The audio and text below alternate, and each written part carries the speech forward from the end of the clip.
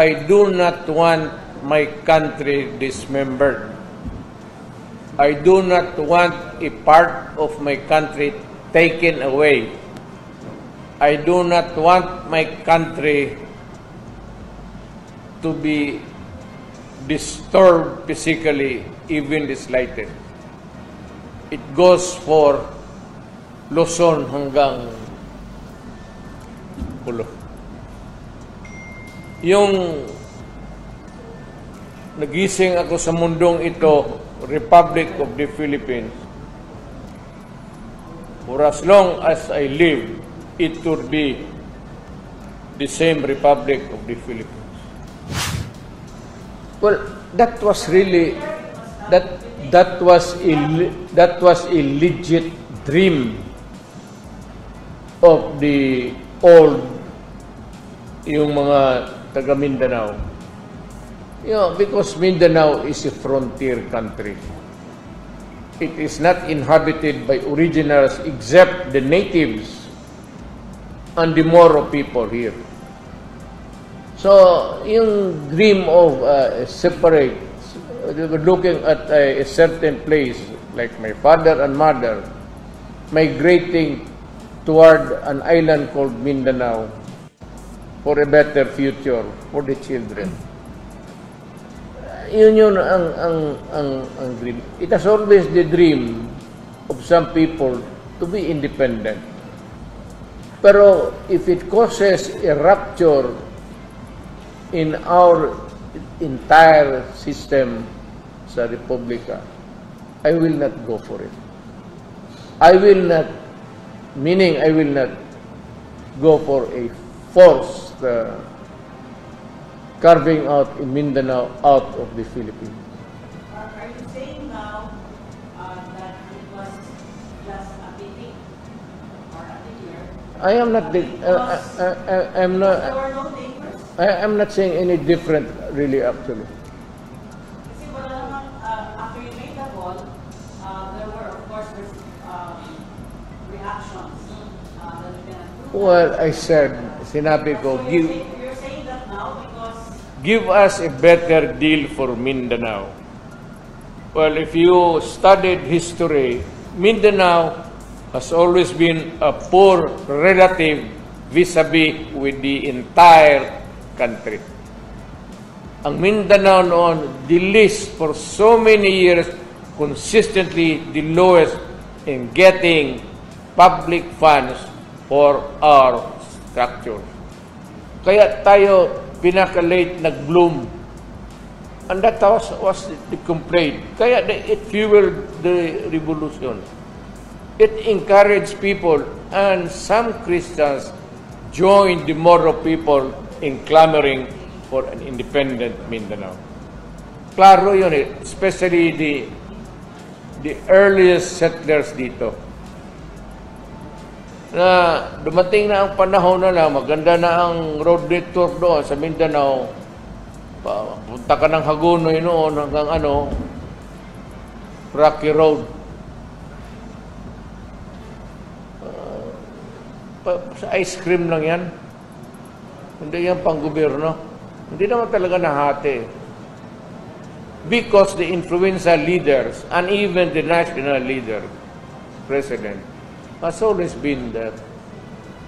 Para tayo na nakatsamba na sa panahon ba yan? Karoon tayo ng presidente dito.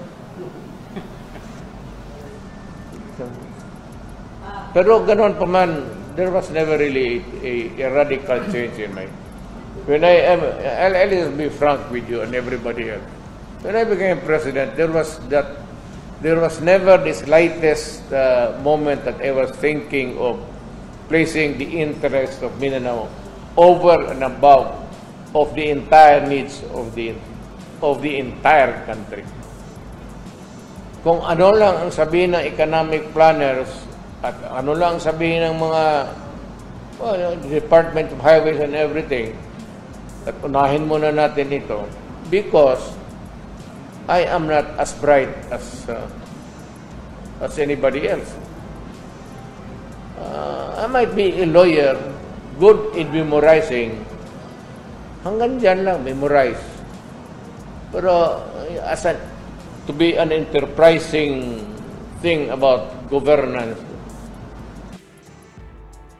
malayo. I cannot claim. Kadili kaya may kay di ka pod mo undang tindog naman ko. I think somebody asked if you were not able to answer it earlier. The question was, are you going to Manila or Prayer rally. after another rally in Cotabato? Of course not. What for? So, the Cebu rally was the last.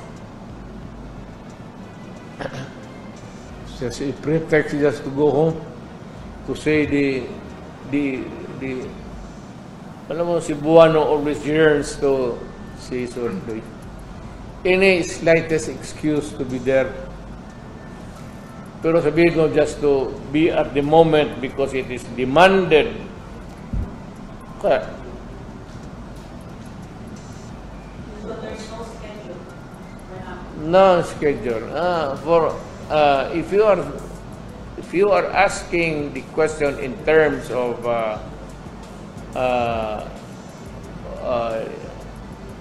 what would be in the future of this country and what would be your views or opinions if this would occur or happen or not. I'm retired. I would like to stay retired. I do not want to meddle in politics. Maski na sa mga anak ko, if they can carry the burden on their own, kampanya lahat na gusto ko magpahinga na. But, Color, maya ko lang sabihin sa iyo, 40 anyos na gud ako.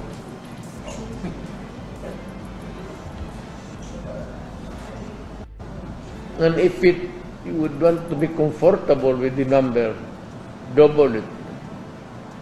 And that's why. Mayor, also yung last na update ni Congressman Alvarez sa IM on definition na lang din. Ako talaga,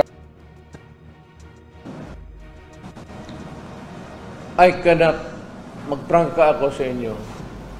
This is for all, and I would repeat it now and forever.